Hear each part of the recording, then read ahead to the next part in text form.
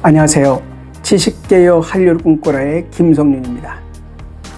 지난 시간에 과학은 특정 분야를 말한다기보다 특정 방법을 말한다고 했습니다. 그리고 그 방법은 가설, 실험, 증명, 이론화를 기본 과정으로 삼고 있다고 했습니다. 우리들은 이런 연구 과정을 과학적 방법이라고 합니다. 하지만 이 정도의 방법만으로는 과학의 원초적인 물리학의 성격을 드러냈다 할 수 없습니다. 물리학의 가장 중요한 요소인 수학을 우리는 과학적 방법에 넣지 않았기 때문입니다. 현재 수학이 없는 물리학은 고무줄 없는 페인팅입니다. 쓸모가 없습니다. 이는 현대 과학의 출발점으로 보는 갈릴레오 때부터 물리학이 가져온 전통입니다. 좋아요, 구독은 저희의 영상 제작에 커다란 도움이 됩니다. 좋아요, 구독, 알림 설정 부탁드립니다. 갈릴레오는 실험을 했지만 사실 실험보다 수학과 합리적 사고를 더욱 중시했습니다. 다음은 홍성욱 등이 쓴 과학기술과 사회라는 책에서 발췌한 것입니다.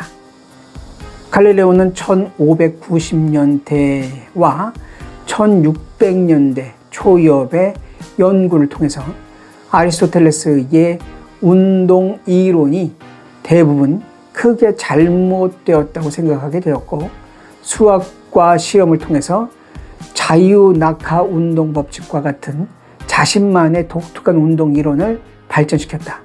그런데 그가 수학 교수였기 때문에 당시 자연 철학자들은 갈릴레오의 이론이 실제 세상이 아닌 추상적 수학적 세상에서나 가능한 이론적 논이라고 생각하고 이를 별로 진지하게 받아들이지 않았다.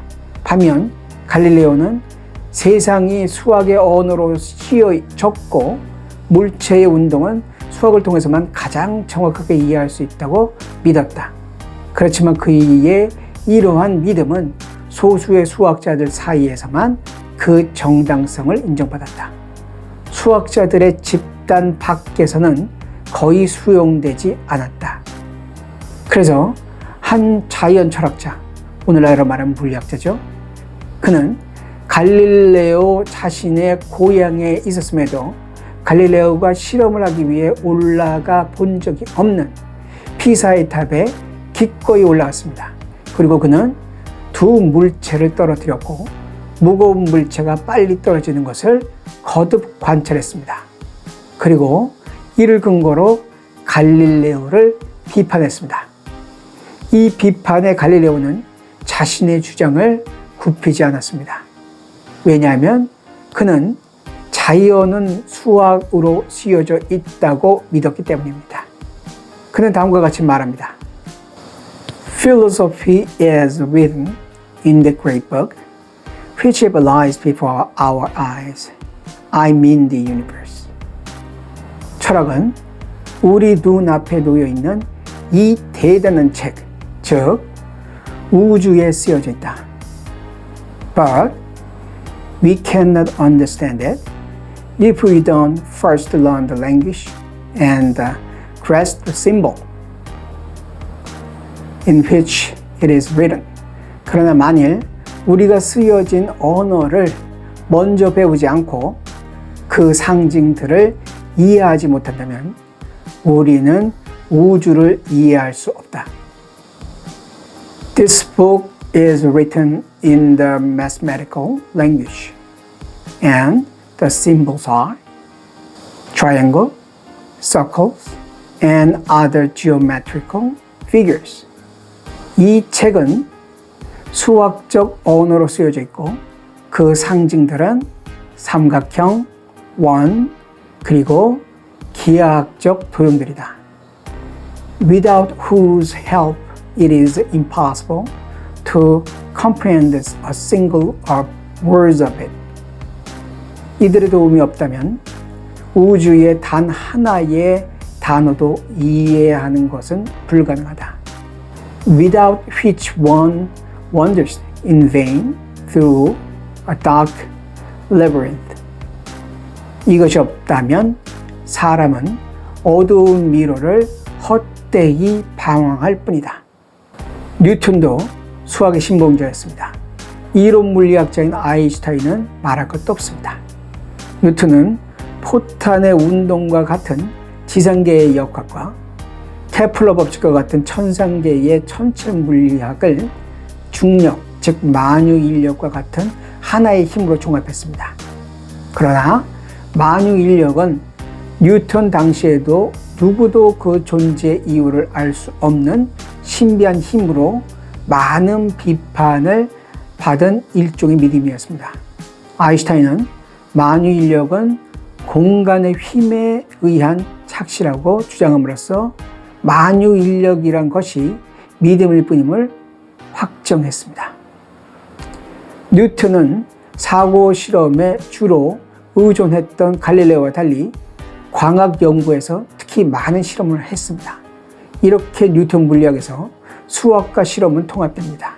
이후 수학과 실험은 물리학의 가장 중요한 요소가 됩니다. 뉴턴은 수학을 이용해 과학의 모델을 제공했습니다.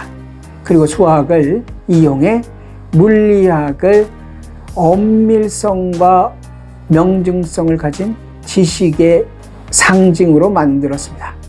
많은 사람들의 마음에 이런 믿음을 심어 놓을 정도로 뉴턴이나 갈릴레오 등의 수학의 사용은 성공적이었습니다. 수학은 자연과학이 아니다. 위에서 봤듯이 수학 없이는 지금과 같은 자연과학의 발전은 불가능했을 겁니다.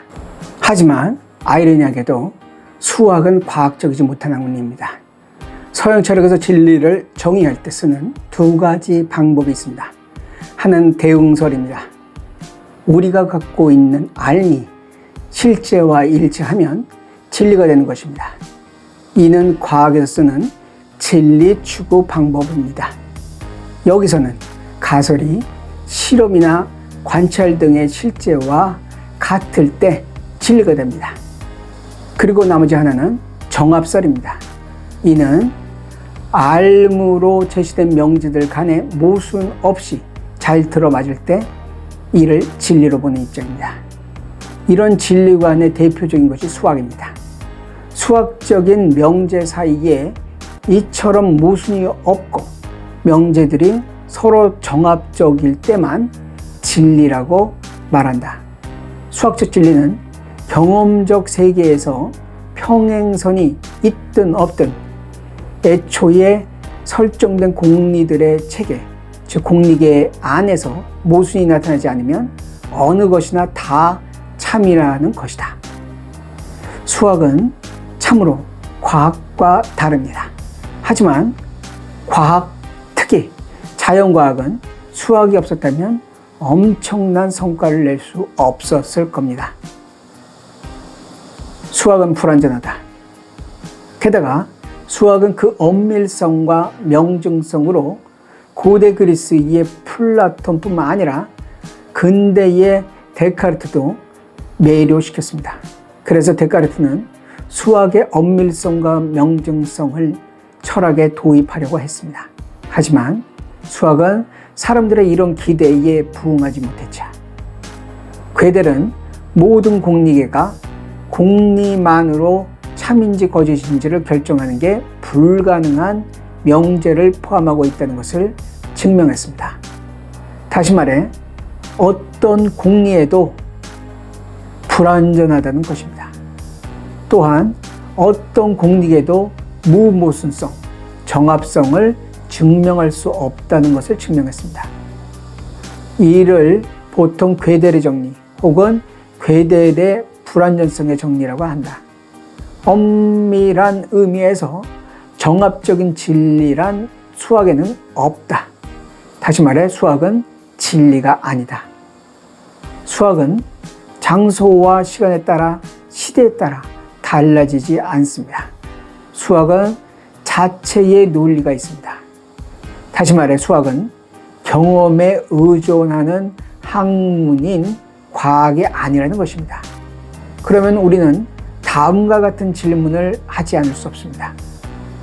그럼 이런 비과학적인 수학이 어떻게 자연을 이리도 잘 예측할 수 있는가?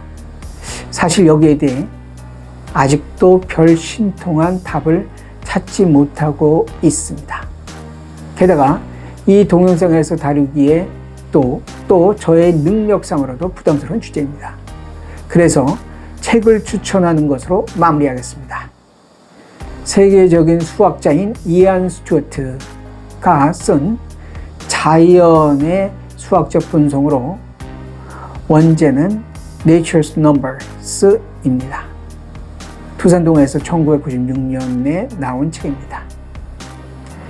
오늘의 이야기는 여기까지입니다. 다음 시간에는 자연과학 중 유별난 생물학 중 진화론이 과연 자연과학인가에 대해 동영상을 올리려 합니다. 많은 시청 부탁드립니다. 오늘도 시청해 주셔서 감사합니다.